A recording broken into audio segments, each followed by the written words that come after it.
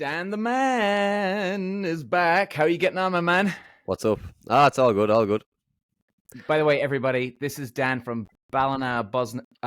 Jesus Christ! I just brain fart. Ballinakill podcast. Ballinakill, yeah. Sorry, my God, my apologies. And it's a really good podcast, guys. If you want to check it out, this guy's only 20 years of age, and the head and his shoulders. I know I keep saying it, Dan. You're probably sick of me saying it, but seriously, guys. He's got a great head and his shoulders, and everyone's having problems these days with dating and fucking a lot of stress out there. And, if it makes you feel any better, anybody that's listening to my podcast, well, listen to Dan, and you'll know that everybody's in the same boat. But come here, dude, before we get going, are you watching any of the World Cup? Watched a bit of it, yeah. I'm watching mainly the Ireland games and a few other bits, but it's mad how one-sided most of the games are. One-sided? You mean, how do you mean? Just, well, the likes of, was it England and Chile the other night? England, I don't think Chile even scored. There's most games are fucking 50 or 60-0, there's kind of 7 or 8 teams who are class, and then the rest of them are dog shit. But it's going to get exciting now the last few games when they're all tight. Yeah, that's actually been pissing me off, man. The way Pool A and B are so goddamn competitive, and then these fuckers over here in Pool C and D have got such an easy little fucking ride to the semi-final. Pisses me off. Do you think Ireland can win it? I think we're going to be fine. I find we always find a way. By the way, I'm no rugby expert, anybody here. I never even played. I went to a rugby school, but I never actually fucking played. All right, so I'm not trying to be Mr. fucking expert here. But I do think we got a shot. I think actually we'll get to the final. South Africa are France. I don't know, man. I wouldn't even bet on France anymore with Dupont gone. And I'd say South Africa, and I think we've got the edge over them. And in fact, I think last week, I know the kind of the mental games from when I used to race cars. Drivers used to kind of try and psych each other out all the time, and teams used to try and gang up on a driver and this and fucking that. And it just brings me right back to my days of the mental mind games and all the 7-1 split and, we're going to crush Ireland.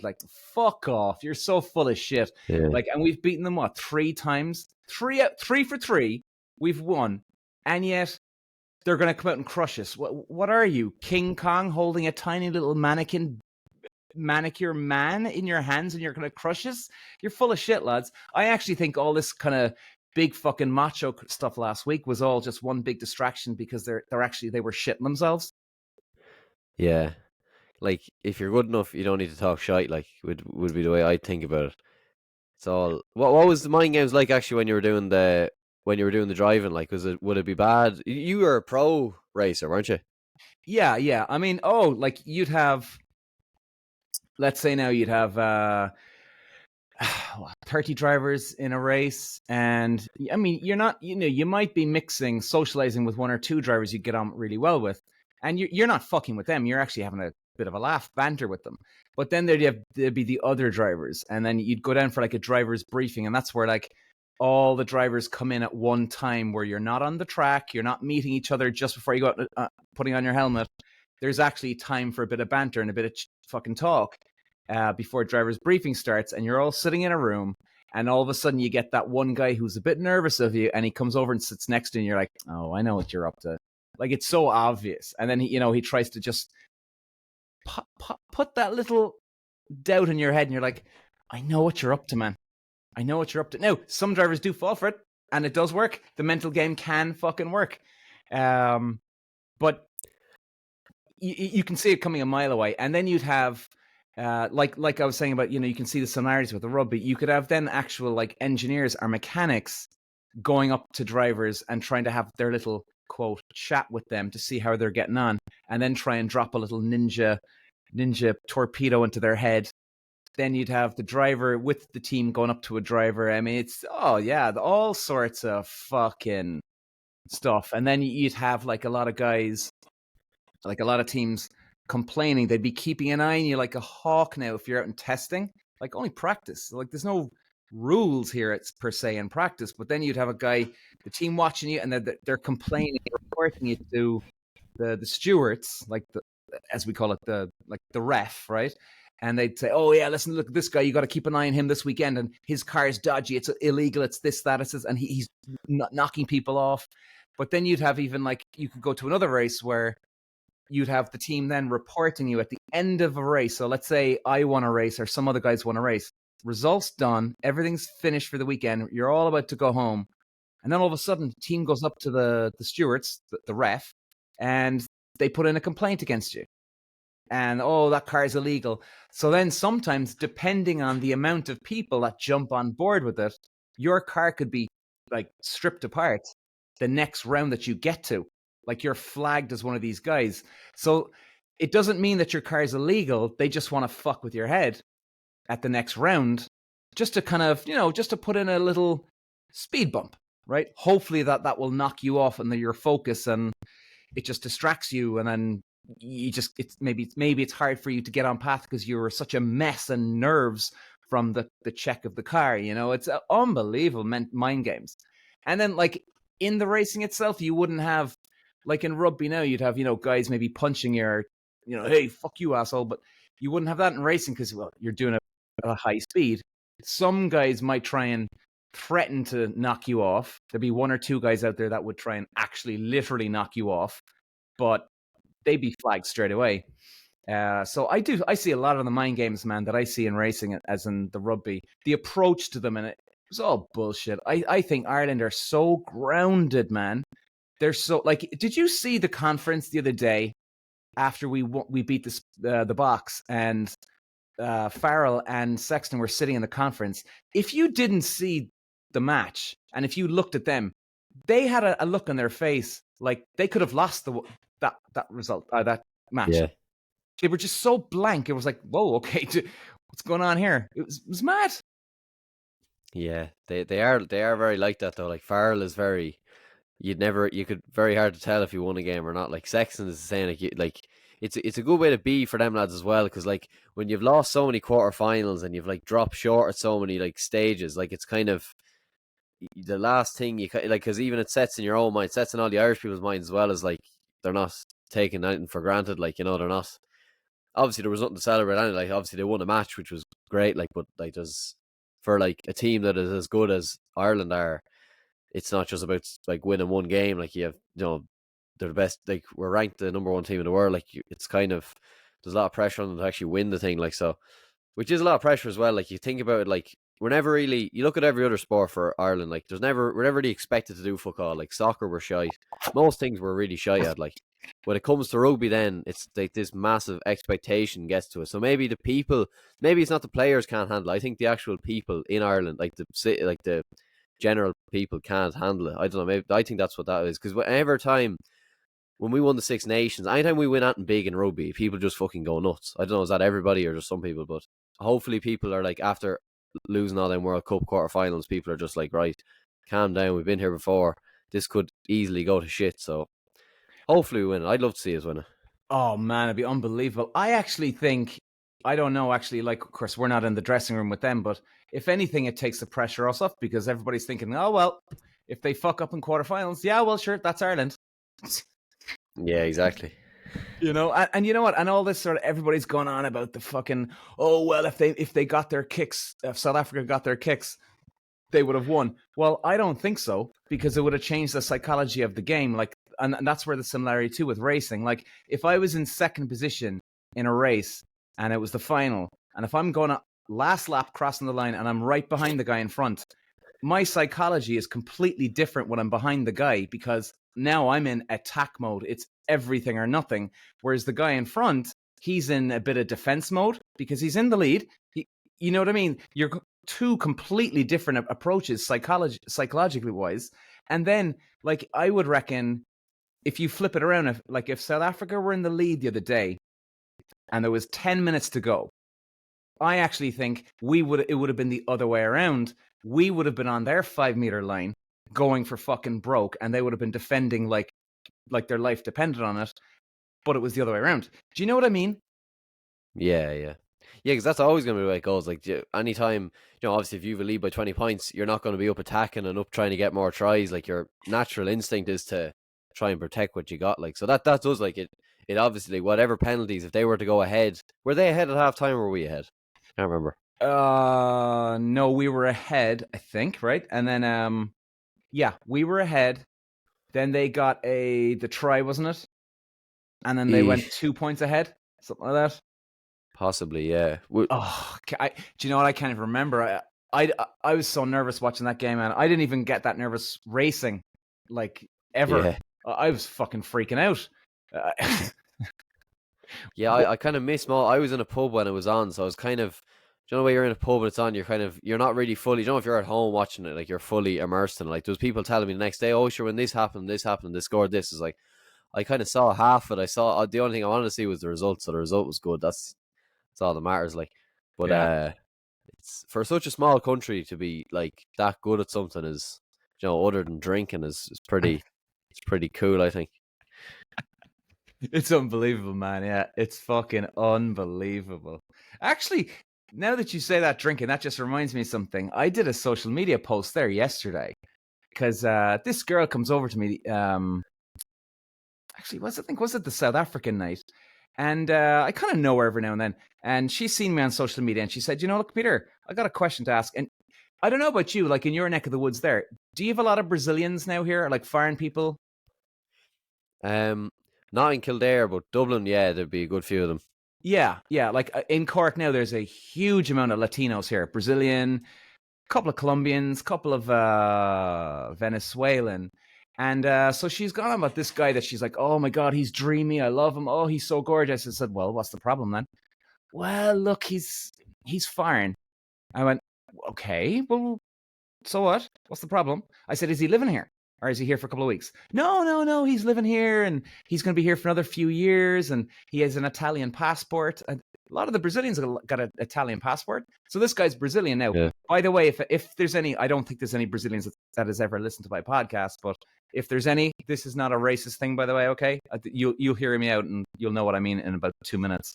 So I said, but what's the problem? She goes, well, look, you know, a lot of the Brazilians, they kind of keep to their own and they don't mix with people. I said, well, I know what that is. I said, I was dating a Brazilian girl before, she told me that, well, look, they all go to English college. They learn they learn English as best as they can. And they know that they should be going out there and mingling, trying to get the accent or the language sharper. But you just get lazy, she said, because you're just around Brazilians and you're living with Brazilians all the time. So she's like, okay. And I said, but look, what is the actual problem? Well, look, I hear a lot of bad things about foreigners. I went, who's telling you bad things? Like, who? And she goes, well, I know a couple of girls now that had bad experiences with foreigners. I said, yeah, but you could have a bad experience with an Irish person. I've had plenty of bad experiences with Irish girls, you know, and I've run into Irish girls that I could trust, that I can't trust, that are just flakes, easy come, easy go, or they're very intense for a relationship. Same thing everywhere. And then, but like this, why this brought up, and she goes, well, yeah, but we're all different. I went, do you really think we're different? And that's what I want to get your opinion on this one. Like, I honestly reckon, I don't think anyone's different when it comes down to emotions. We all can feel happy. We can all feel sad, depressed, paranoid, jealous, angry, bitter, whatever the fuck. But the culture's different. So in other words, like when you were saying about drinking there now, like I even put up on the episode yesterday, I was saying that our culture's different. So in other words, a Brazilian coming over here, they might love to celebrate Paddy's Day, but for an Irish person, that's a huge fucking thing. Now, if the Brazilian person goes home to Brazil, they probably won't celebrate Paddy's Day because it's not in their culture. Whereas for us, it's a huge fucking thing.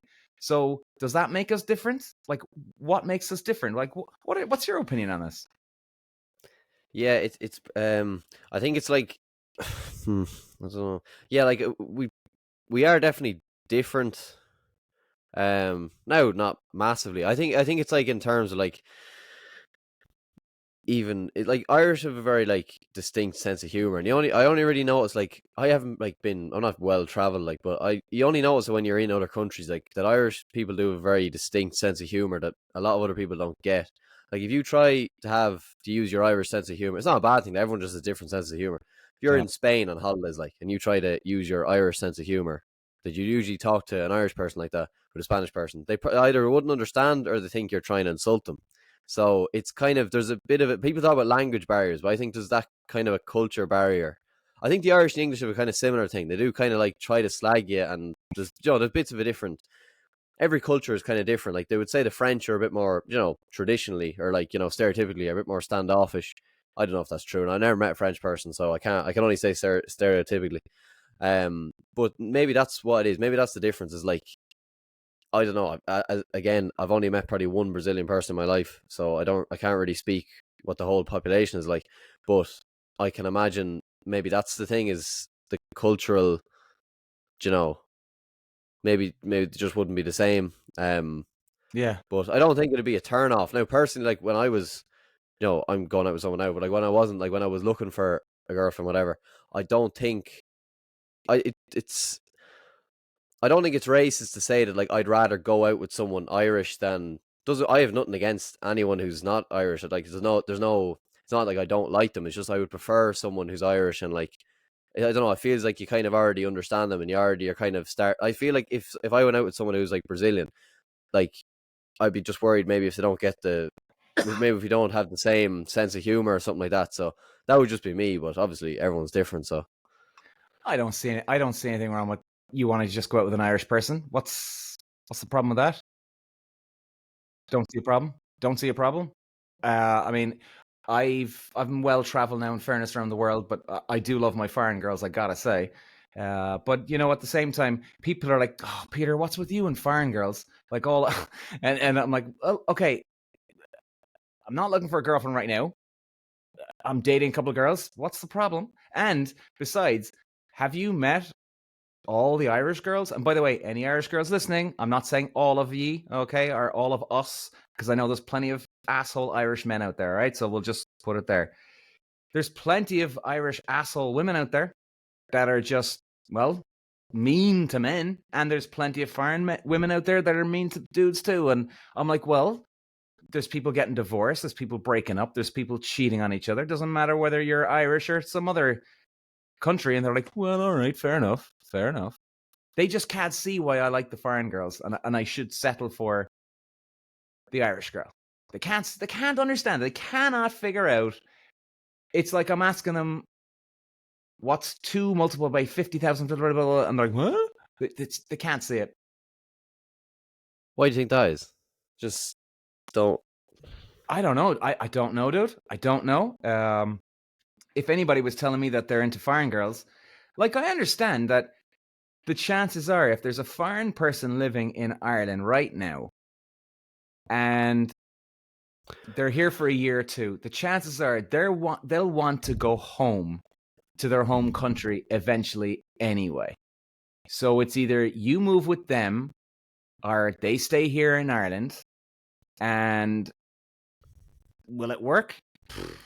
Maybe. I was even saying in the podcast, you probably have the same percentage chance of it succeeding like a long distance relationship. I would reckon, and I've had a couple of these where I've had long distance relationships where I'd say 95% chance that it's not going to work out unless one person moves to the other country, and that's stressful. You're packing up your whole life for one person, and then all of a sudden, then what happens? You go to that country, or that person comes to you. Then if it doesn't work, chances are they're going to probably resent you because, oh, fuck you, asshole, I moved over here for you. What the fuck? And all of a sudden you're the, you know what I mean? Yeah, that's pressure as well, because like, Yeah, obviously you never know. You could break up with someone in the morning. Like you never know. It's all very like they're all very watery situations. Like no matter how in love you think you are with someone, or like how mad do you think they are about you, like it's all very watery situations. You're going over abroad, you'd want to be very sure like that yous are both gonna stay together for a long time. Like you wouldn't be going out with someone for a week and then shipping off to Brazil. Like, so it's a very it makes it a lot more intense, because like, or a lot more kind of a knife edge decision, because fair enough, yous are both in Ireland and no one's moving, but like the fact you both made this move and then this other person fucking uprooted for for whoever, and then they break up with them. It's like, what the fuck did I do? What did I do that for? Like, so it's it's not a situation I'd like to be in now, to be honest.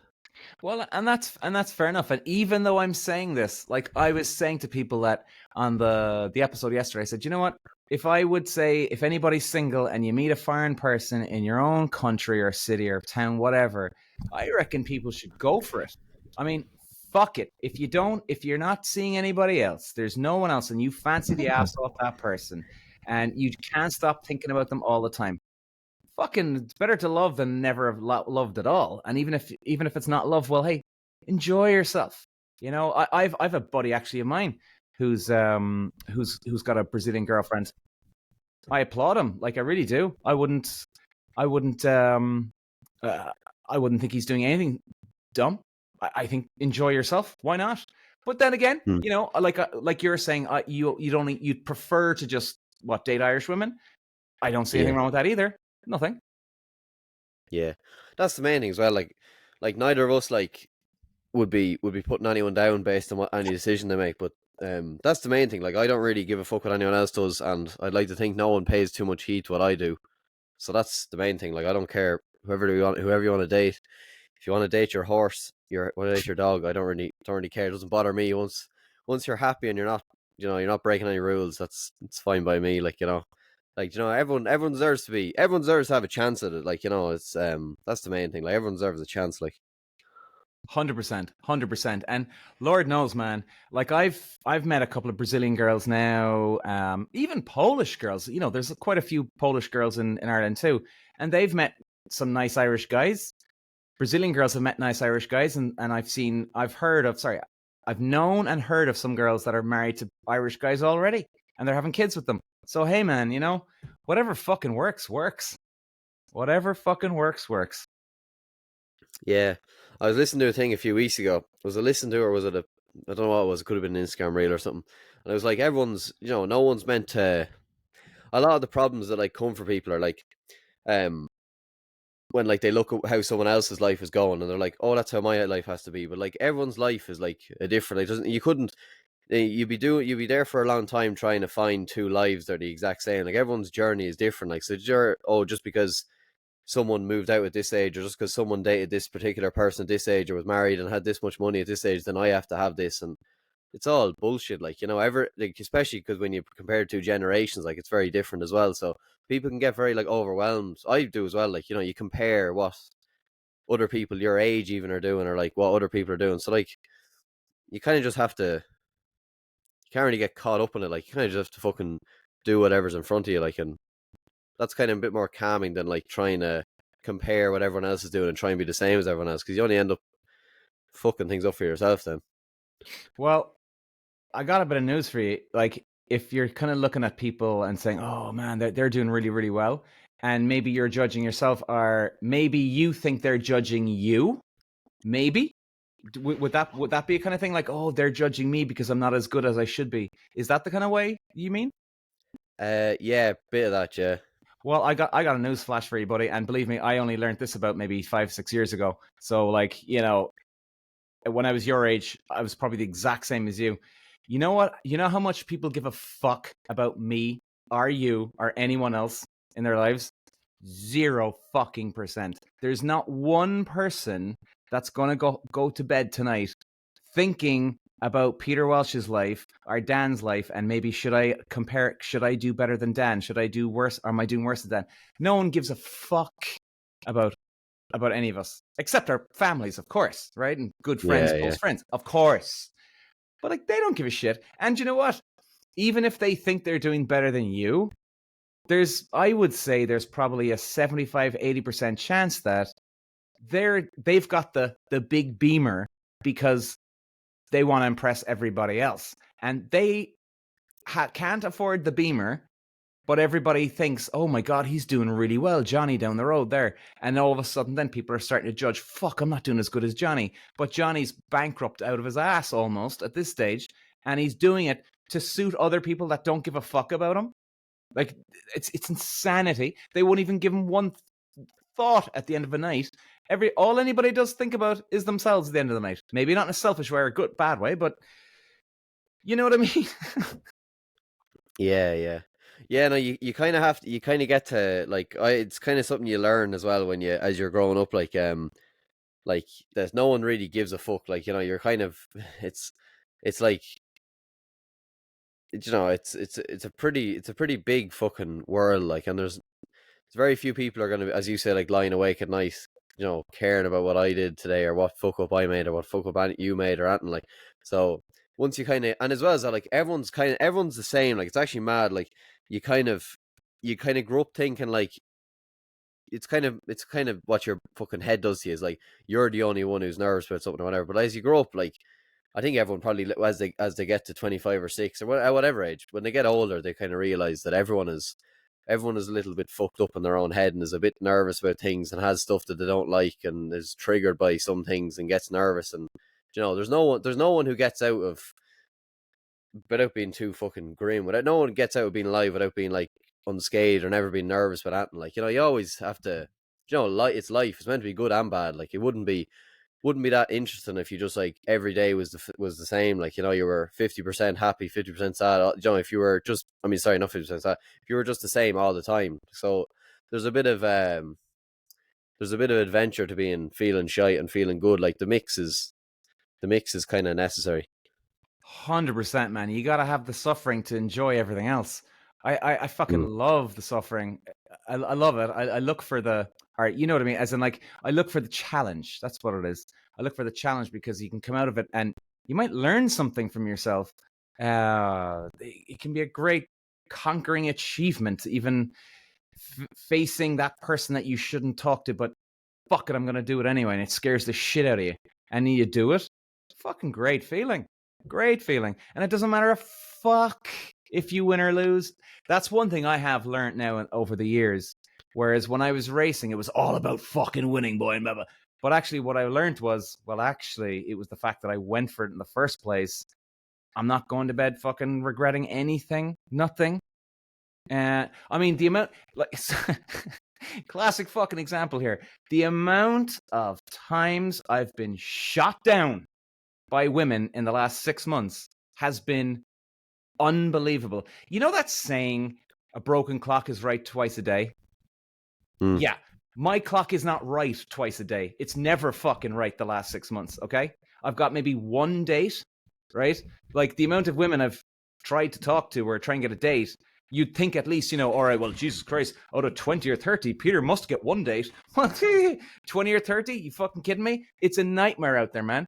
And I mean, yeah, I'm doing this whole dating thing and I'm not trying to cross over the line. I'm not trying to get dates out of that because I'm trying to help people, but just in general on Tinder, Bumble, or Hinge, or in a nightclub, the fucking world, man, people are just nasty to each other right now. What I noticed, actually, funnily enough, is what was it? This girl, she said something to me, all right, one day. I was trying to talk to her in a bar, and like you get tired of this too, like it fucking wears you down. But like I was thinking, oh Jesus, will I do it? And I was like, if I go home now and I don't talk to her, it'll terrorize me if I don't talk to her. She was gorgeous, and she said, and literally went up to her and she goes, look, are we really gonna do this? As in, like, really, you're gonna talk to me as in if I'm in your league? I went, oh Jesus Christ. I went, all right, we're done. Wash the hands here, boy. Take a break. But you know what? If I didn't talk to these girls, even though I'm getting worn out from it, if I didn't talk to these girls, at least try, I'd be fucked in the head right now. I'd be like, oh, I should have talked to her. Blah, blah, blah. At least I can go down swinging. Yeah. Yeah, exactly. Like you'd rather that. Like at least you didn't regret it. Like there's nothing worse than like thinking you should have done something and then you're like, oh Jesus, and then you can't because you can't go back. Like as much as we'd love to, we can't go back in time. Like, so it's yeah, fucked. that's yeah. I haven't. What's what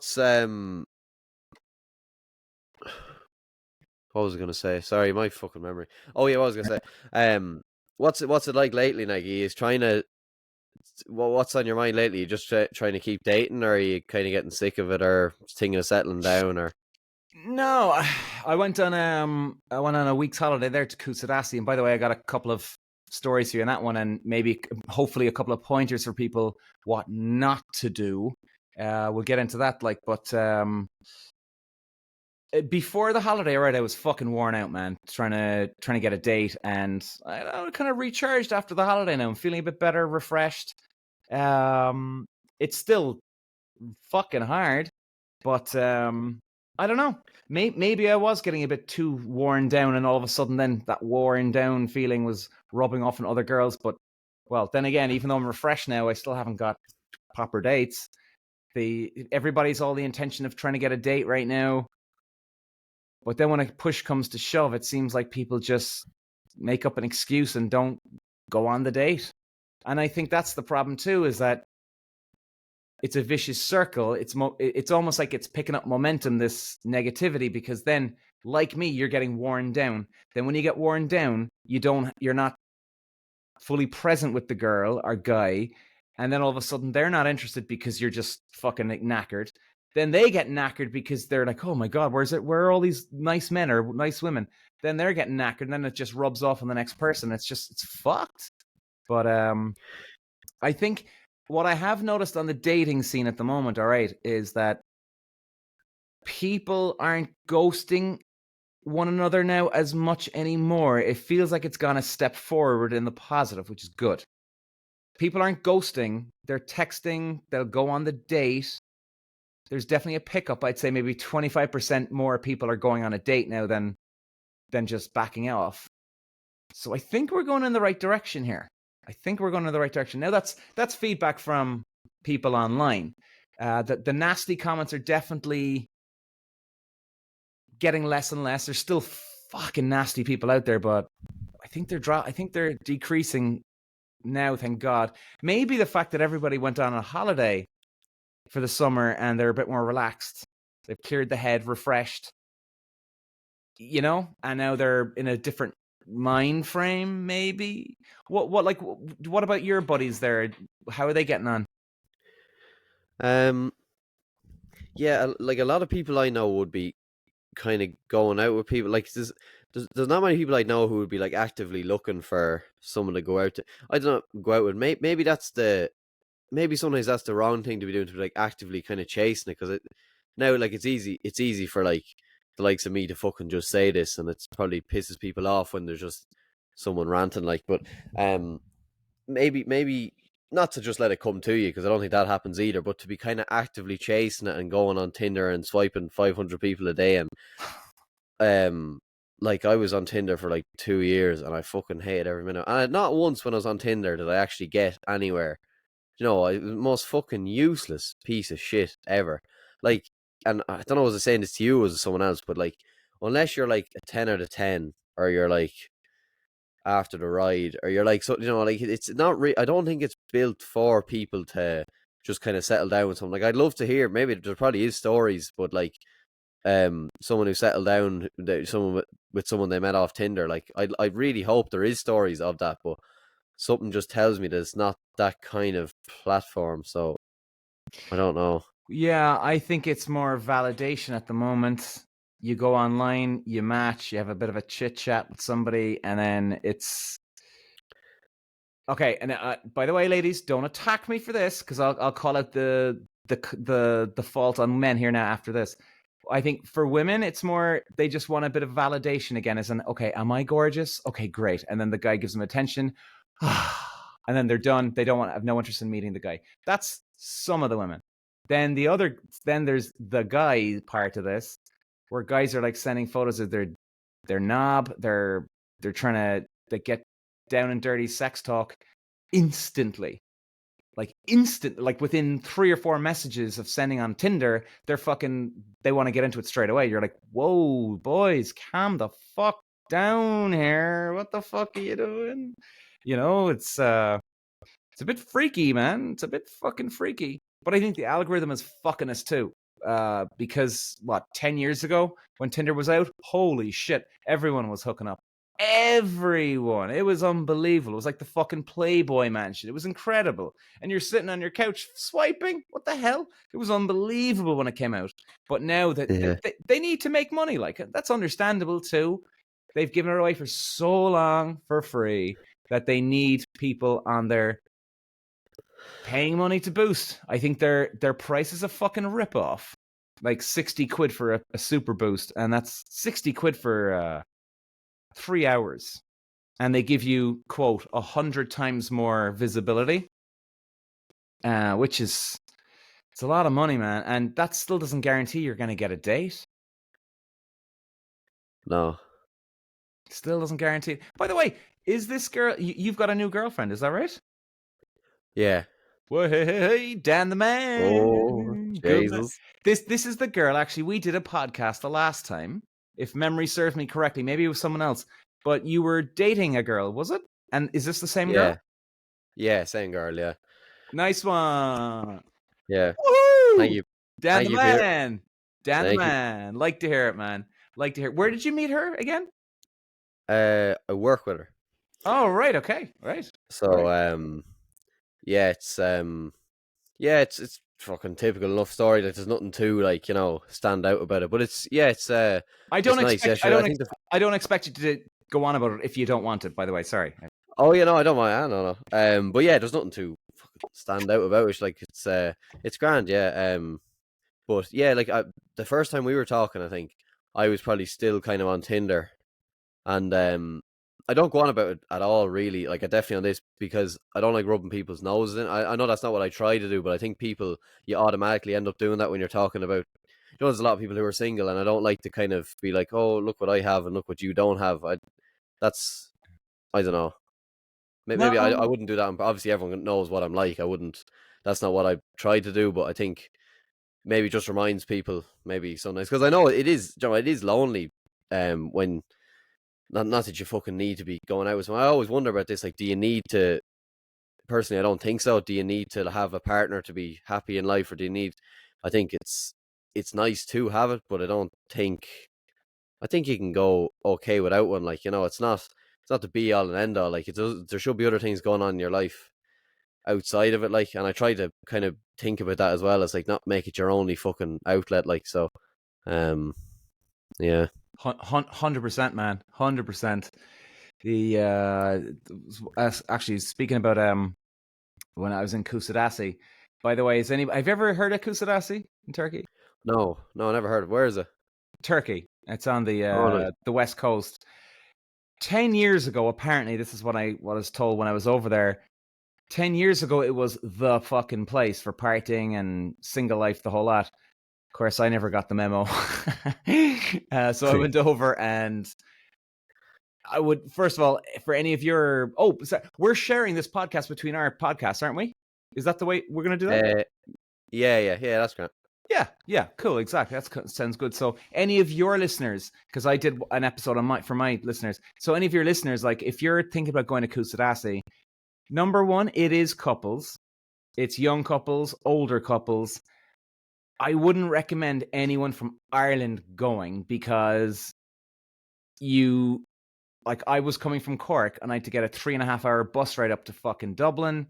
Then I had to get a 4-hour flight over, and by the time you're done, you've literally wasted a whole day traveling, and it's a fucking nightmare. I would suggest going to anywhere that you can jump on your local airport, direct straight to a place, and there's literally a minibus then for a half an hour to an hour bus ride. When I was coming home, it took me 21 hours from Turkey to my doorstep to get home. I could have flown from America and back, and I would have been back in time, and that was insane. Fucking insane. So, like, my problem was I looked at the special offer, and I used to fly a lot, and I should be more clued on, but I just tired, made a mistake. I saw a great special offer on Ryanair, load of bollocks. By the time I was done, I could have spent an extra 300, 400 quid to just get a cheaper, quicker flight over, and I would have saved myself about 18 hours 16 to 18 hours of a whole entire day instead of fucking around in an airport and minibus and coach when I get over there. It's a fucking nightmare. Like, I literally I went over for a week and I lost 2 full days of traveling. 2. So I had Oh, really? I had 5 days in Turkey, not 7. 5. Yep. Jesus. Yeah, Jesus is fucking right, man. It was insanity. And I would also say as well, this was a really good pointer, by the way, and I only learned this when I was over there. I was staying in this 4-star hotel, all inclusive, beer, food for the whole week. Now, don't get me wrong, the beer part of it is fucking savage because you're not putting your hand in your pocket for the whole week. You're drinking all day from 11 to 11, and you can get as much as you want. It's unbelievable. However, there's the downside. I got food poisoning one day, and I was stuck in bed for the whole day. So now I'm only have 4 days of a holiday, not 5. So out of 4 out of 7. And the problem was, man, is that when you get there, I think they kind of time a lot of their packages where Peter flies in on a Wednesday, but I think what they do is they have everybody else fly in on a Wednesday, right? You know, so like they have a kind of the cycle. Phase 1 is right there that week. Phase 2, Peter's coming in and everybody else. So I think what they did on night 1, like, is they had the food out. It was all right. It was grand. You could eat it. And then the second night came out, and you're looking at the food. It was the exact same food, the exact same type of food. And I'm like, is that all right? And I was looking at it, and it was looking a bit stale. Third night it came out. It was the same fucking food, man. All they were doing is reheating it. Yeah. Jesus Christ. All they did was reheat it, and then I got food poisoning and, well, in my bedroom and the toilet for the whole day, and drunk loads of water, but thank God I got back on my feet again the next day. But I mean, man, if you're going to go to Turkey, or you know what, if you're going to go to Canaries, Turkey, anywhere like this, I was staying in a 4-star, my ass. It was a fucking 2-star, man. It was a fucking 2-star. And I don't know how they get away with this 4-star rating. There is 1 or 2 good places over there with 5-star rating. Stay there. Spend an extra little bit of money and stay in a 5-star, because they do give fresh food and I think drink as well. So you shouldn't get food poisoning if you're staying in a 5-star. Yeah, like it's not too much to ask for now, in fairness, not get food poisoning in a hotel. Like, I would have thought that would be the bare minimum. Hospitality, so that might. I know, yeah, that's right? fucking nuts. But it's it can be a bit fickle abroad. Like, you never really know what you're getting, because I don't know. Is it just because it's not like there's the likes of the main EU countries are going to be very. You kind of know what you get a lot of the time. Like, if you go to Dublin or London, you're fairly safe unless you go to some back alley fucking place. But in a lot of them places where you're getting a lot of tourists, they can probably chance their arm a bit more. I don't know, but sometimes you just look, even a lot of the shops, they just kind of look like you go to Tenerife, like, and the shops look like fucking shitholes a lot of the time, and they look like they're kind of family run rather than like I've never seen like Tesco's or like actual, corporate run, properly run places. Like, they're all just little corner shops, like in fucking big cities, which makes no sense to me. But yeah, yeah, yeah, Jesus Christ, food poisoning is not a good buzz. No, it's not, man. It's not. And, and I would just say one last thing about that, getting the special offer. Like, I used to live in London, so I used to come from Cork, London Heathrow, and that's only a 45-minute flight over. And I used to always get Aer Lingus over. And guys, this is anybody for looking out for special deals on offer for any holiday you go to. Do a little bit of homework, because even London Heathrow was normally about 110, 120 euros back in the day. And that was with Aer Lingus. But I could have got a Ryanair flight for 60 euros, right? Whoa, sounds fucking amazing. But guess where they were flying me into? Fucking Stansted. Now, Stansted is a million miles away from where I was living in London City. So if I did fly in, which I never did, but if I did, I'd be getting a 60 euro plane ride over. All right, great, saving 60 euro. But when I got to Stansted, I would have had to get a Stansted train all the way up to, I can't remember what it was in London City, but wherever it was. And that was still far away from my home. And that was £60. So that was like 70, 75 euros. So now already it's actually costing more than what I should have just gone fucking direct. So like that, even just that little thing, and that was my stupidity. I should have remembered that when I looked at the special offer for Kusadasi. Anyway, dumbass me. But like this special offer business, man, it's such a load of horseshit. It's such a load of horseshit. And Kusadasi, where I flew, I went from Cork to Dublin, Dublin to Bodrum, and then Bodrum was a 2.5 hour bus ride from Bodrum Airport to Kusadasi. And little did I know, and I only found out this on the way home, I could have flown out of fucking Cork direct to a place called Izmir, and Izmir is only 1 hour away from Kusadasi. So I could have saved myself a hell of a lot. But no. Dipshit here decides to see the special offer and booked it. Unbelievable. You won't make that mistake again, Peter. I will never fucking make that mistake again, man. I can tell you that now for a fact. I was asleep at the wheel, boy. Asleep at the fucking wheel. And I hope it doesn't happen to anybody, because believe me, guys, like, and even coming home. I mean, the whole thing gets worse here. I went from bus ride from the hotel in Turkey to the airport. That was 3.5 hours this time instead of 2 to 2.5, an hour more. Get to the airport. Ryanair flight is delayed, and problem was, I was getting it when I fly into Dublin. I'm getting the air coach from Dublin down to Cork. Problem was, the last air coach on the night I get in was at 12:30.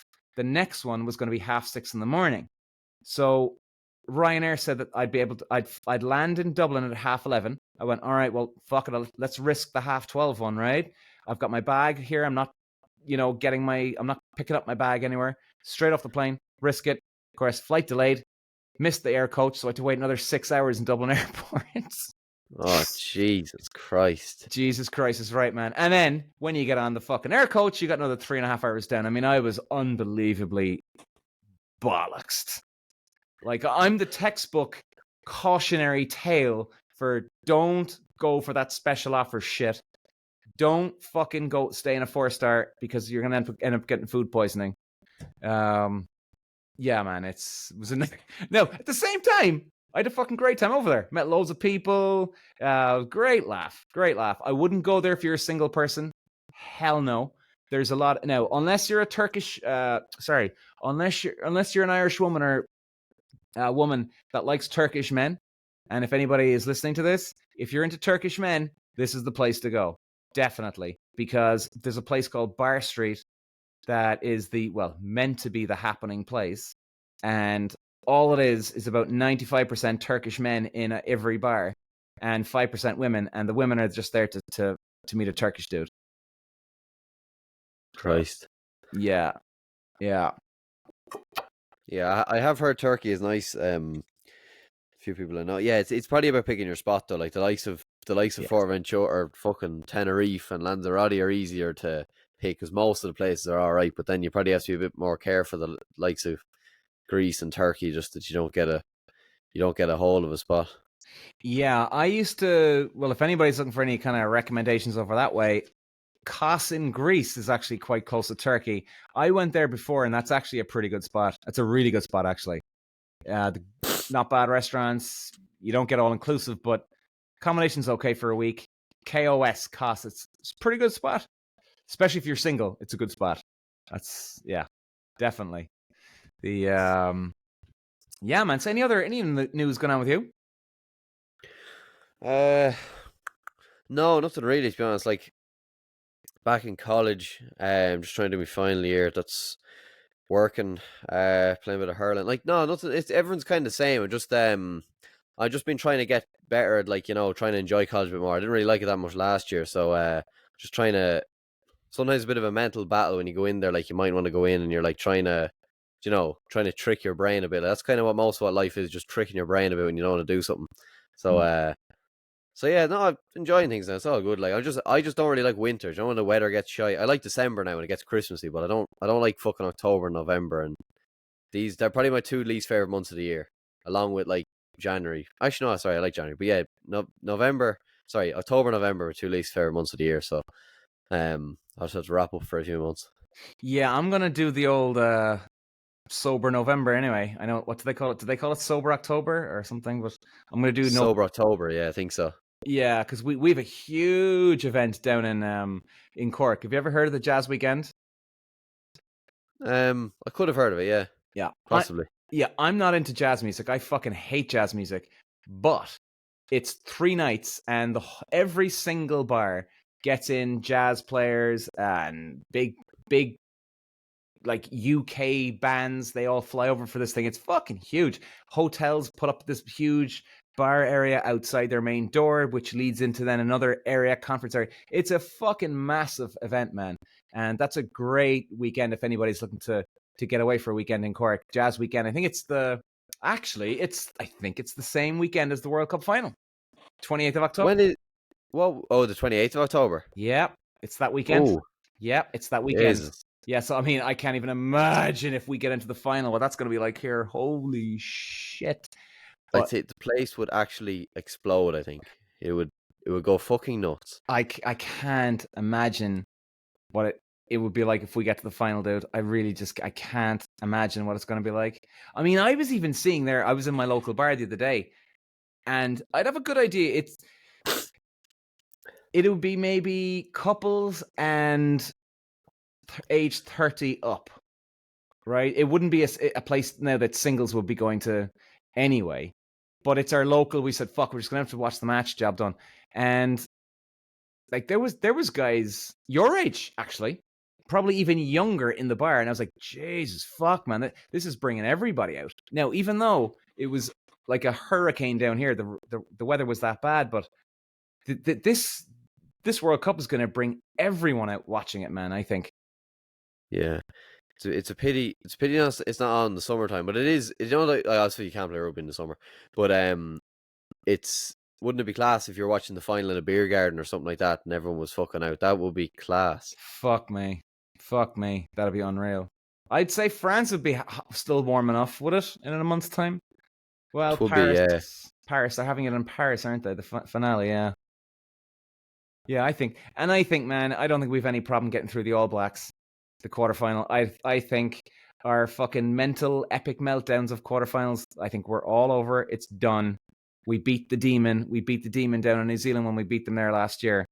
And I think we'll have Wales for the semi-final.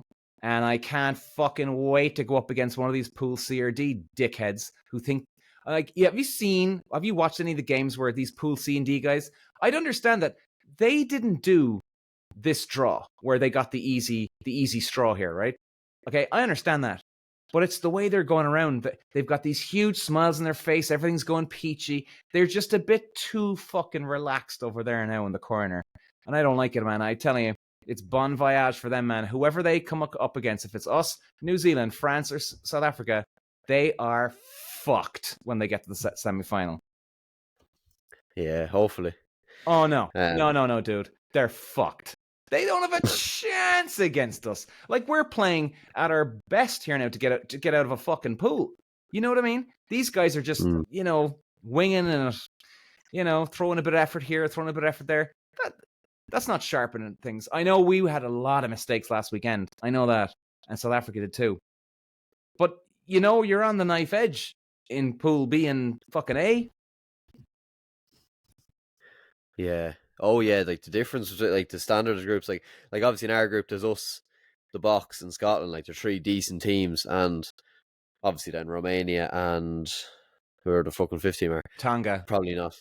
Tonga, yeah, and Tonga aren't a bad team. Like they're not as bad as the likes of fucking Chile, who are getting their arse hands on them.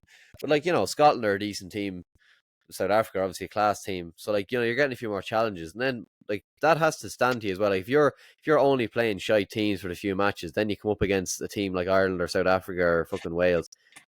It has to, no matter how mentally prepared you think you are, like if you're going to come up against and an Irish lad hits you a shot that a lad from Chile wouldn't have hit you 2 weeks ago, like it's a different intensity level. There's nothing you can do, only just be ready for it. But I just like to see how the A and B pool lads get on against the C and D's. I just like to see, because it'd just be interesting how they both react to playing different standards for the last few weeks. Yeah. Oh, that's going to be interesting, man. And hopefully it's going to be us. I think we're going to be okay. I think we're in a good mental space here, and I think even this week's break now, like, is going to do us fucking wonders here. But I think it's going to do such good. Heal the body a little bit. They're not actually that sore after the bomb squad. Fucking langers. Bomb squad. Fuck off. So not a bollocks that was. Oh, would you go away from me? Go away. Sorry if there's any South Africans listening to this, but you know what? You start calling yourself the bomb squad, well, you're going to be ripped open for abuse, all right? Tough shit. Jesus. No, Yeah. that was fucking class. Now I cannot believe you want to come out calling yourself the fucking bomb squad. Oh my lord, I know. cringeworthy that was. It's cringeworthy, right? Can you imagine if Ireland Yeah. called themselves the bomb squad? It'd be like, oh lads, fuck off. It's just the cockiness of it. Like you always want the cocky lads to lose. That's just the way it is. You always want the cocky lads to lose. Absolutely, no question. Jesus, wet. No question. And I think Ireland, South Africa for the final. Yeah, I don't know. I just hope. I think All Blacks be. I don't know. Look, Pierre, I know fuck all about rugby. No, go on. But You're going to say something about All Blacks. Go for it. the the All Blacks are always a fucking sticky enough. I was watching. What game was I watching them playing? Watched them against France. Now I know France won, but they just looked. They always just look good. I'd never. They mightn't be as good as they were like back a few years ago. Back like they were class, and they always were class. But they probably mightn't be as good as that now. But there's still,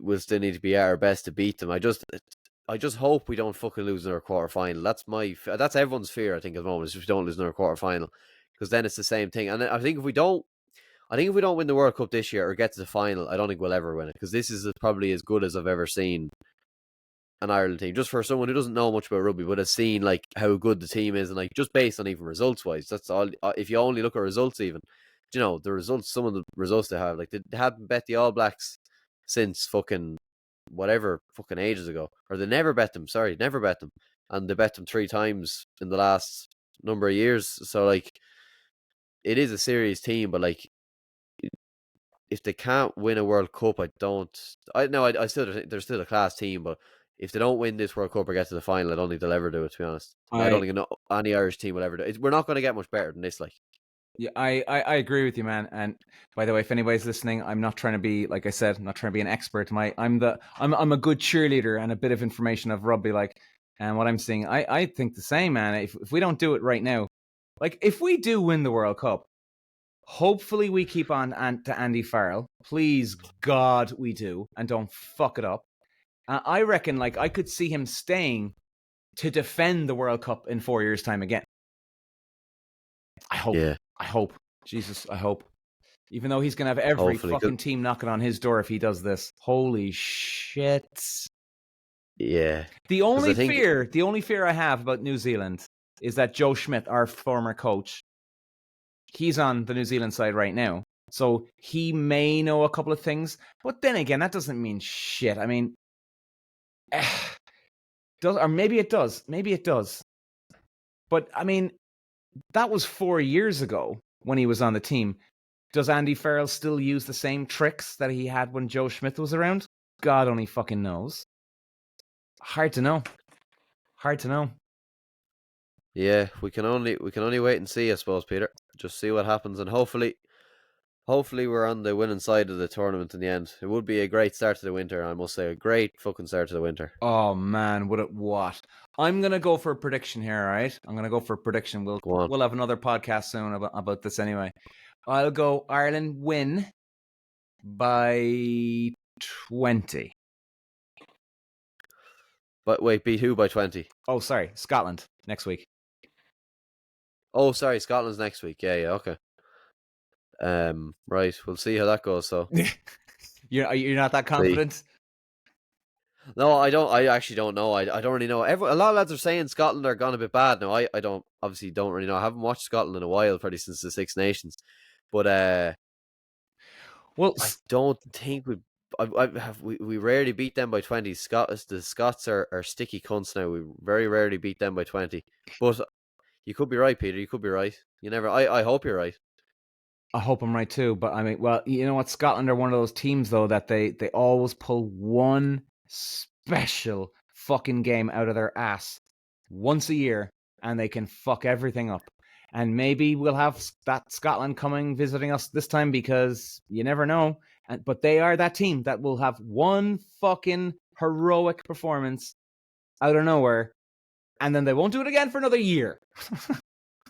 Yeah. It's fucking nuts, like nuts. Well, Yeah, it is. hopefully Ireland by 20, touch wood, fingers fucking crossed, toes crossed, balls crossed, everything, legs crossed, every fucking thing. Everything crossed. Even just to beat them by 1. Yeah, you know what? Just beat them. Well, I tell you, man, if we beat them by 1, I'd be worried that Jesus Christ, we only beat them by 1. Oh my God. Yeah. You know. Now, then again, you know, do they show up on the day? Who knows? Do they have any injuries? I don't think they actually do have any injuries. Scotland, do they? Do you know? I haven't a clue. Yeah. I actually couldn't have less of a clue. Yeah, I don't think they do. I can't believe we don't have any injuries. Touch wood so far. I can't even believe that. That's unbelievable. Except, is it Sheehan? Do we not have any injuries? No. No. Who am I thinking of again? There's one guy that's a bit. Yeah, he could play for a half a game, and he's kind of coming back. Oh, it's not Sheehan, is it? Anyway, brain fart. But yeah, but that's still not much. Like, I mean, he could probably play for the whole game, but to just be safe, they would put him on for 40 minutes. He was on the bench for the Box game. So, oh God. Anyway, I forgot his name. Sorry, forget his Finlay name. Beelum. Who? Finlay Beelum. No, I don't think so. No, anyway, but we're looking good anyway, injury-wise for now. And I don't think Scotland is the most physical side anyway. So I'd say, you know, yeah, of course you never know. I'd say it. Oh, fuck, yeah. This is where I shut up because, yeah, I'm a cheerleader at best here with rugby, so. I'd be the same now, Peter, to be honest.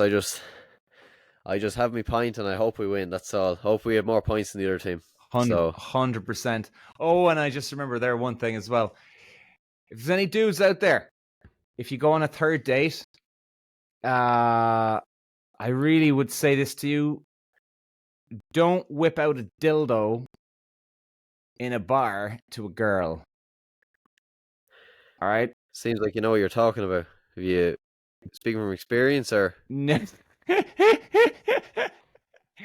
No, this is a girl. She emailed me. Was it last week? So she met a guy on a date. They went on. Hang on, just bear with me now. I'm just trying to remember the details. So sorry, yeah, they went on the first date. Great. Then they went on. So a bit of time afterwards, they went on 3 dates altogether. And the guy confessed to the girl that he hasn't had sex for quite a while. And like I think, you know, as far as I remember, it was going back before coronavirus this long. So the guy's getting a bit desperate, I suppose. So on the date, he gives her a present as a dildo. Now, not out of the box, in the box, wrapped. And she was saying, all right, that there was a little bit of sexy talk between them. Nothing huge, nothing major, nothing as in like whip out a fucking dildo here, buddy. But he kind of just put 2 and 4,000 together to get 4. And he went, all right, well, this is it, perfect. And he was thinking that everything was all like green light. Let's get this on. And she just went, what the fuck are you doing? Like, I gotta admit, there's a part of me that actually kind of thinks this guy's ballsy and I admire him in a way. Like, to actually bring a dildo on a third fucking date, that's you need some serious balls to do that, man. Like, what are the odds against you? What are the odds that that's going to go bad? It's a bit ballsy and it's also just a bit fucking mad. Like, you know, how could you think it'd work? But you have to admire his effort. Like, yeah. I mean, nuts, but ballsy. You don't know which way on the side of the fence to go with this fella. Like, I mean, Jesus Christ. But lads, I wouldn't be whipping out a dildo unless she literally physically says, "Bring a dildo with you." Well, then maybe, all right, go get him, Tiger. But all right, get down to the fucking dildo store at 9 a.m. tomorrow morning. Perfect. Off you go. But holy shit, man. Whipping out a dildo. Can you imagine going into a bar and actually you're a girl and your man whips out a present and you open the present and it's a dildo? Yeah. Fuck me. Can't imagine many women would be over the moon with it now, but obviously I'm not a woman, so I don't know. If we'd only find out if we actually bought someone a dildo, so I'll have to try it out. Yeah, So, man. I tell you, some of the dating stories the last fucking month, man, have been unbelievable. Oh yeah, and I want to say another thing, lads. Women talk when we've got bad breath. They talk. There's this girl I went on a date, and she really liked him. There was great banter on the WhatsApp beforehand. So excited, super excited to meet the guy. And he looked really good, very good looking guy, charismatic, charming, the whole lot. And he horrendous breath. And it wasn't smoke breath. It was just, well, I don't know. But she said it wasn't smoke breath anyway. And it was actually turning her off. And she even went home and she said it was so bad that it was actually turning her off. And I said to her, I said, well, why don't you just fucking tell him? Just tell him straight out. What's the problem?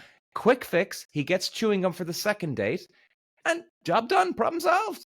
You know? Or maybe tell him to brush his fucking teeth maybe a bit more. Maybe, but you know, these are simple little things. Now, maybe there's more of a deeper issue and okay, he goes to a dentist. But at least if it's a deeper issue, well, just get some chewing gum, man. yeah, actually, on that, that's only have to remind me of something. This morning when I got up, what was I doing? I don't know. Anyway, I wouldn't usually do this, but anyway, I went to the toilet. Playing with a dildo? Playing with a dildo, yeah, because I do that every morning.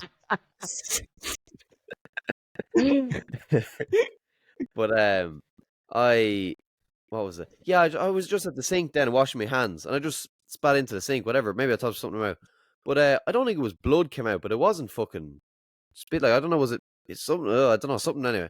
So I'd be a bit worried. I just remember that seeing them Sensodyne ads where like if you spat out blood, could be gum problems, which could lead to bad breath. So I began to. That's why it just reminded me there. I forgot to look it up. Why? Because I thought maybe it wasn't blood, but it was looking like that color. So I don't know. It's a bit worrying now, to be honest. No, I do brush my teeth twice a day. So, but I do see my fucking gums were bleeding once or twice before. So that could it's weird. I don't know. be conjunctivitis, maybe a little bit. Yeah, I don't know. I must look it up now. Yeah, because it's a bit worrying now. You don't want to be splitting fucking blood into the sink. Well, yeah, I mean, gums can bleed if you do get a bit of gum disease. Yeah. Yeah. Yep. Now it could have actually been my tooth because I think there was a tooth loose that actually fell out after. So maybe that was the thing as well. But I think my gum. Yeah, I'll have to check that out actually. Because there's no reason why they shouldn't be healthy. Like it's not as if I. But maybe obviously I'll check it. Yeah, just when you said the thing about the bad breath, it just reminded me of it. Well, So hopefully I don't have fucking same problem. well, I'm sure your girlfriend would tell you anyway, man. At this stage, you know, you're probably very comfortable. She'd tell you straight off the bat. But you know what's very good? Yeah. Those wire brush things. Do you know what they are? You get them in the chemist. They come in like a pack of I don't know, 6, 7, 8. Just blue little, tiny little things, like half a finger size length, maybe even a little bit more. They're just wire brushes, and there's different sizes, and you just pop them between your teeth, man. And they whip out all the stuff, you know. And use those before you brush your teeth at nighttime. That's what I do it, and they work like a charm. Like you'd be amazed to see what the kind of gunk comes out of your teeth, man. It's unbelievable, like, isn't it? Sometimes. Yeah. Yeah, I must get a pack of that actually. Yeah, that's just in the pharmacy, is it? In the pharmacy, yeah. Yeah. Let's go down to the dental section, and you'll see them like they're in a. Oh, here we go. Perfect. If anybody's watching on YouTube, there you go. These are the ones. What's that called? X. I'll just hang on. Your screen. I'll just try and put this up to the camera closer. Oh, X for. Oh, right. And I can't believe I have these here. Fucking hell. So like, I'll take them out there. Look. So they're tiny little brushes. Where are we? Here we go. So tiny little brushes like that. So like, right. Yeah. So you can see like even my finger, they're tiny, right? And just between the teeth, man. Job done. And job done. There's different sizes. I don't know what color you'd call that. What was that, kind of blue? Blue, yeah, light blue, sky blue. Yeah, that's yeah.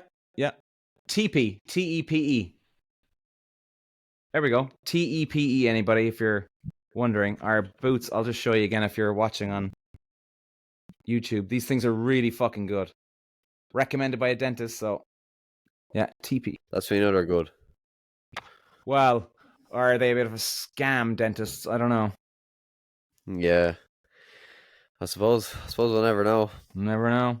So how like do you do much any like do you have any ideas for, because you got a girlfriend, because there's people asking me now every week, does anybody have any suggestions for dating ideas, or you're dating somebody but no, you've got a girlfriend, but like do you guys do anything that's a really good activity at the weekends, hiking or anything like that? No, I don't do hiking, but I was meaning to start hiking now, and I will before it hits November, I will definitely have gone on a hike because I was talking about it for too long. Yeah, like there's kind of a good mix of stuff you can do. Like there's like been to the cinema before. One thing I do like to do, actually, there's a lake about kind of a half an hour from where I live, where both of us live, and we go there sometimes. Now that kind of season is kind of gone. Unless you want to be hopping in with fucking ice in the water, like it's that day is probably gone now for this year. But yeah, good activity. Now it is hard to think. I only kind of noticed that when you start kind of seeing someone, it is hard to, because I never, like before this, like I never had any. Because when I was talking to you about dating, like that's why I got you on, because I literally didn't have a fucking breeze. Like I didn't understand it at all.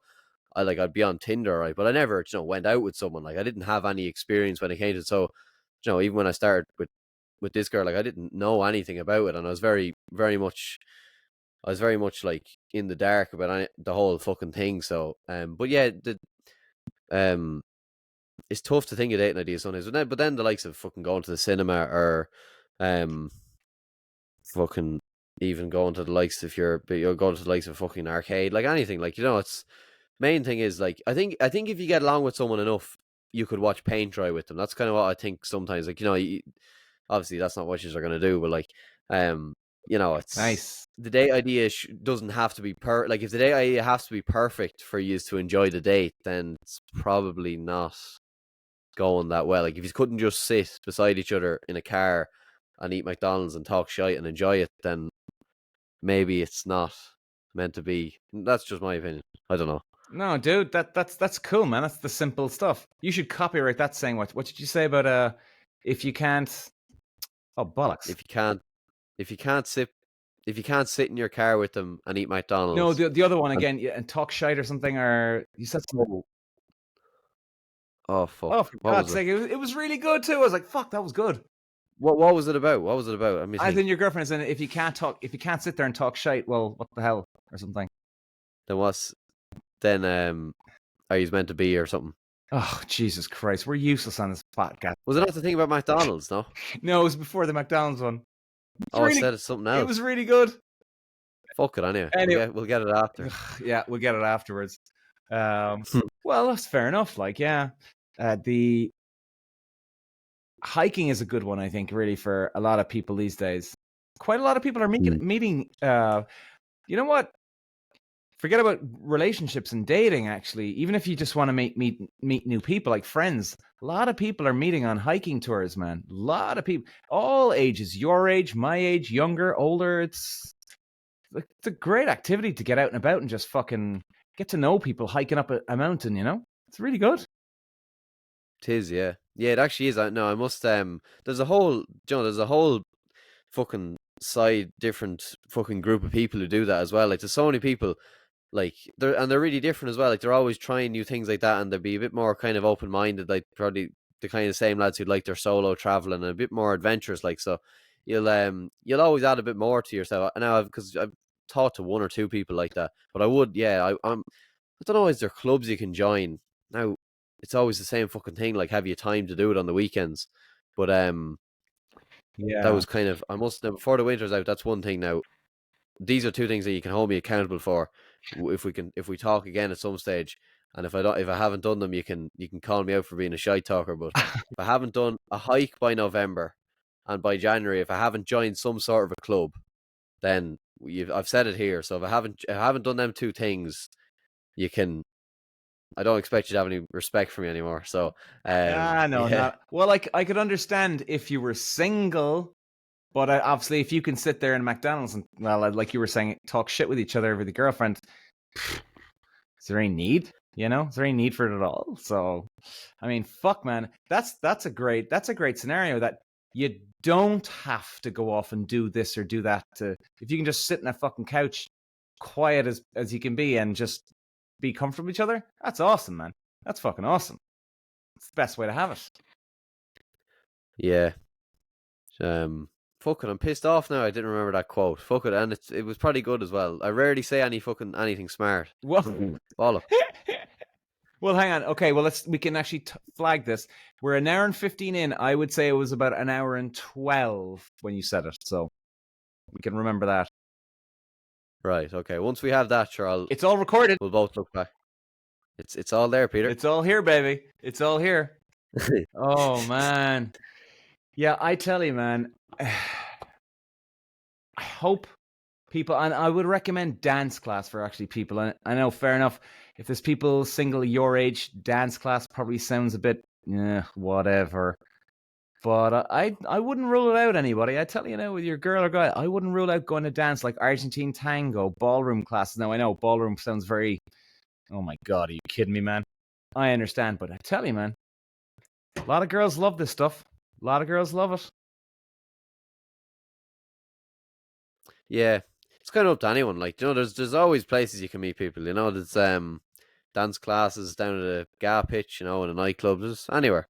There's plenty of women on the planet. It's just about probably finding, going somewhere where I suppose you like, or somewhere like, you think someone you'd like to go out with would be. That's what it's about. As I say here, I haven't a fucking clue. I'm probably the last person to ever ask for any sort of dating advice, because I've just, as I say, like, I haven't been there. Like, it's mad. Like, there's a lot of people who kind of are understand it a lot more. Like, I wouldn't have any understanding of the whole thing, or like what to, I have a bit now, but like, it's unbelievable how in the dark you can be about with the whole thing. It's just, it's not that, it's not that complex. You don't need a fucking degree to understand dating, but like, it's now everybody's got to start somewhere, dude.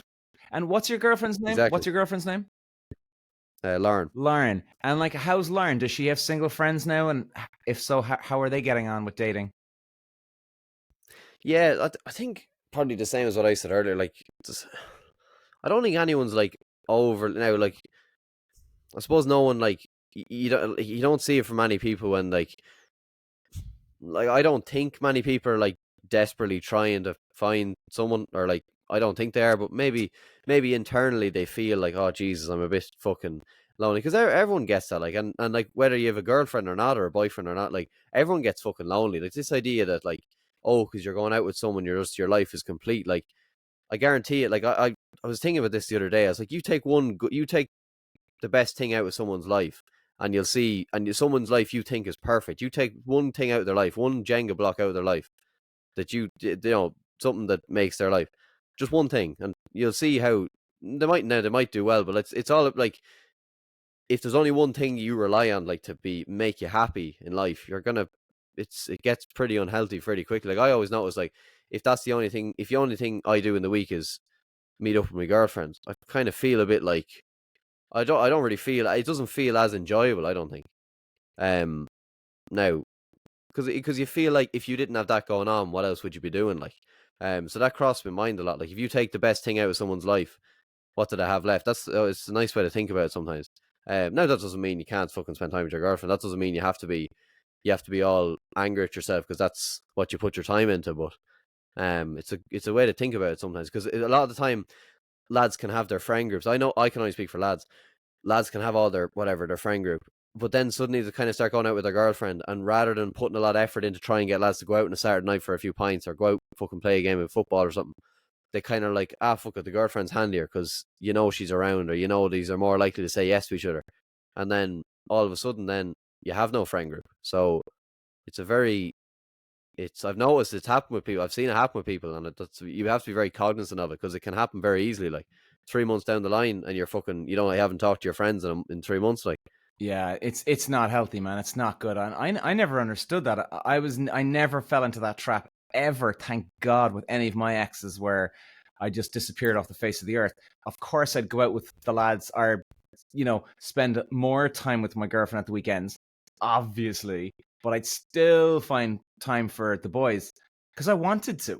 I didn't like, you know what I mean? And it's fucking important, man. You know your boys way before your ex or your girlfriend, you know? And same for her. She knows her girls way before you. And what if it doesn't work out? You know what I mean? Not good. No. It's not a, So no, it's not good. not a. Then what do you have then? Then you have egg on the face. Then you got egg in the face. You're crawling back to the lads. Hey lads, how's it going? You right? You know, and they're like, Yeah. "Oh, now you're back to us." You know, obviously the lads will And then all, you look like you're right. yeah, obviously all the lads will obviously, Yeah. accept you back, of course. But still, it's like, Jesus, lads, are you kidding me, man? Come on, the fuck is wrong with you? But yeah, man, it's yeah, it seems every age group right now is struggling. Are they just giving up? You know, Yeah, so I think a lot of people do give up, and I understand that as well. And people get lonely, and like I suppose you're kind of don't know, is it because like you watch all the Disney movies and you see this kind of happy ever after, and it does exist. It does exist, but I think for a lot of people, maybe if they don't get that, or they kind of people get this kind of feeling that it's not going to work out for them and they're going to be alone, and maybe we just get brainwashed and thinking that like I have to have a wife and 2 kids and I have to live happily ever after and ride off into the sunset. And when that doesn't happen, when you're like expected, when what you expect to happen doesn't happen, it's like, well, what the fuck am I here for? Like, what's the point of all this? So maybe that's what. And then people get angry, and then they kind of start fucking lashing out with other people. And I think that's what happens in the day. You'd want to be a good psychologist to understand how it all works, but like I think that could be accounted for a lot of it as people are a bit lonely, and they've been a bit wounded, and they kind of just snap out with people who didn't hurt them, like, and that's maybe some of the downfall of the dating world is like hurt people hurt other people, basically. Yeah. yeah, and I think a lot of it too is, and it's the ante's been upped here from, and I know some people get pissed off when I go on about coronavirus, but since coronavirus, I think still people are still struggling. They're suffering still. They don't know how to get out of their rut. They're just stuck in that rut. Like I was talking to this girl there a few weeks ago. Real social butterfly girl. Now this, I mean, this girl loves her drink at the weekend. Single girl loves going out with the girls, having the laugh. Like fucking, she's great fun. And in coronavirus, she was working on her own at home. And I said, "How did you find remote working?" "Oh, I loved it, Peter." I went, "Are you serious?" And she looked at me as I'm like, "Why? What's up?" I went, "Well, no, but you're very sociable. Like you love going out and spending time with people." And she goes, "Oh, right, yeah, I know what you mean." But she goes, "No, like even just for just the work. I saw the girls every now and then. Yeah, it was cool, but I was just very relaxed and I loved it." But then the very first day she came back to the office, she went, "Whoa, what the fuck am I doing?" And she realized, "Holy shit, I'm not remote working again." She said it was like a lightning bolt hit her. Like when she walked in the door, she went, Yeah. "Jesus Christ, I don't want to be back home. I want to be here." So it was weird. I think Yeah. we're not happy at home like her. She just got used to it and accepted it and sort of built around that way, if you know what I mean. Yeah. Yeah. It was her routine. That was it. A routine is a huge part of our lives, and if our routine gets fucked up, we get a bit we go off, and if we stay on track, we're on our routine, we can relax and be a bit happier in our because it's our routine. It's safe zone. Safe zone. Exactly. The comfort zone. Comfort zone. Comfort zone. Useless. It's crazy, man. Do you watch Formula One? No, I've actually never watched it. Oh, right. Okay. Yeah, I do quite a bit of podcasts. It's nice to be back, actually. There was like a couple of back-to-back races there the last couple of weeks, and I'm doing like a preview of the race and then a follow-up afterwards, and there was 2 back-to-backs. But it's nice to get talking about this stuff again, man. I miss it. Bit of a breath of fresh air, like. Man alive. Man alive. Are you into your health, your fitness?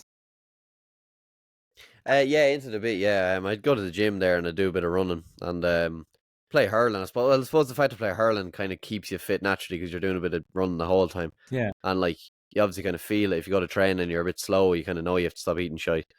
So yeah, actually, the thing about the Formula One, I must watch that Drive to Survive. That me owl had watched it there said it was very good. assuming you've watched it a few times over. Oh yeah, I've been recommending it to people so many times on the podcast, so many times. Drive to Survive. You give it about maybe 3 or 4 episodes, and it's one of those, like, it's like a lot of TV series. It takes you about 3 or 4 to get into it, and all of a sudden you get that hook. Bang, it's done, all over. You are fucking hooked. And the good thing for you, and I'm jealous, there's 5 seasons and 10 episodes in each, so you got 50 episodes to get through. Like, and I think give it 3 or 4, and it will start slow. All right, it will start slow. You're like, yeah, this is okay, but bang, it just like a lightning bolt, it'll hit you and you're hooked. Absolutely fucking hooked. And actually, what I was going to say about the fitness, did you ever take homeopathic medicine? No, I don't actually know what that is. Okay, and actually, I'm going to be doing an episode on that soon. Well, like, when I was a kid now, my mum used to give us homeopathic medicine to help us with cold, flus, anxiety, this, that, whatever, blah, blah. And it used to always work like a fucking magic wand waved, man. Homeopathic medicine, it's in a lot of the chemists, and there's this other one called, shit, what is it again? Do I have one here? Oh man, what is it? Hang on, let me see if I can, as I'm onto you here, I'm just going to Google this thing here. It's called Fairfoss. It's like sea salts. Oh, New Era. There we go. Bang. So, it's sea salts. Oh, yeah, kind of thing. And but I'm gonna do one because this stuff is like a herbal, like an ancient remedy, and Big Pharma is trying to actually get rid of it, apparently, out of stores. But it's really good stuff, homeopathic. Even for your hurling now, if you get any injuries, there's one called Arnica, Arnica, which is unbelievable for muscle aches, bone aches, anything that you do and you hurt yourself physically. Unreal stuff. And like, it might actually give you a bit of pain, the stuff, but then the next day you wake up and you're a different man. And what it does is this stuff actually attacks the area where you're weak and vulnerable. So if you had a bruised arm now, it'll go right to the area of the bruise, and it actually like aggravates the area. So in other words, you might have a bruised arm, you take this stuff and it'll get worse for the night. Like, it actually, like, it's almost like it pokes the bear, and whatever it does, the next day you feel a lot better. Oh, yeah, I've never heard of that before. Yeah, homeopathic medicine, Weleda, Weleda, and there's another one called New Era, which is kind of like a sister medicine of it. New Era, Newera. They're kind of like sea salts, tissue salts. They're amazing stuff. Absolutely fucking amazing stuff. I would recommend that stuff over a lot of over-the-counter prescription drugs any day of the week. Amazing stuff. Oh, yeah, I must look into that. Yeah, I've never actually heard of that before now. I wouldn't be. I've probably never taken I've never taken anything from the pharmacy before, to be honest. Bar a bit of Calpol when I was a young fella. Yeah. So I must have a look into that, actually. That's interesting. Yeah. I mean, I wouldn't even consider it a prescription. It's almost like a vitamin. Like, I put it this way to you: you should take it maybe 3 times a day, and you take 2 tablets 3 times a day, maybe even 4, depending on the severity of whatever you have. But like, even if you took it 10 times a day, it's nothing to worry about. Like, you wouldn't overdose on this stuff. There's none of that. There's no fear of that crap. It's just such a weird, out of ordinary medicine, whatever you'd call it. It's a wonder drug, man. And actually, I think a lot of the big farmers are trying to get rid of it, and they've got rid of one of them already, called Gelsemium. They've literally got rid of it. They're worried about it. Why are they worried about it? Because it's doing well, I guess. Yeah. I guess. It's mad, man. Mad. What was I going to say? Oh, it's 7:30. I better actually need to head off there now soon enough, dude. No bother. What was I going to say? Good chat today, man. Good chat. We need to do this again. Exactly. Yeah, we need to. We should. I know it's always enjoyable, Peter. We always we always talk our fair share of shite. I think we learn a few things off each other as well, so I think it's always good. I love it, man. I definitely think we can learn. Absolutely. And I hope that for my listeners, few of them have come back to me and they've said like, wow, that guy's 20 years of age. And it just gives them that, well, hey, I'm not the only one that's suffering, not in a bad, selfish way, but you know what I mean? It just gives them that like, oh, I'm not the only one out there. And I'm not the only age group that, like some people are thinking they're getting so ancient that they're old. That's it. Life is over. But they're like, whoa, hang on a second. This young guy knows a lot of people who are actually suffering too. It's, I think it's a bit of remedy for some people, man, which is good. Hope. Yeah. Oh no, everyone's the same boat, so that's something everyone has to remember. So you're not the only one who's going through a shitstorm. It's everyone. Everyone has to go through it. So that's just the way life is. Yeah, man, 100%. And guys, listen to his podcast. It's really good. But just gone blank again. Ballinakill Buzz. Yeah. Why am I saying? Oh yeah, that's right. I always get it mixed up. Actually, that's why I was going to say Ballinakill Buzz podcast. It's a job. Yeah. That is the one. And I love that one. Was it Malibu and Milk? Yeah, it was disgusting in the end. Well, 4 out of 10. I thought it was a great episode, man. I did. I loved it. I loved it. It was fucking fantastic. Oh man. Nice. Well, listen, my man. Have a good weekend with Lauren, and we'll what I'll do is obviously I'll send you along the copy of this, and we'll talk again in the next few weeks. Perfect. Thanks. Sounds good. Thanks again, Peter, for coming on. Great, man. Good chat. You're a legend, and thanks everybody for listening. Right. Good luck. See you guys. Bye bye.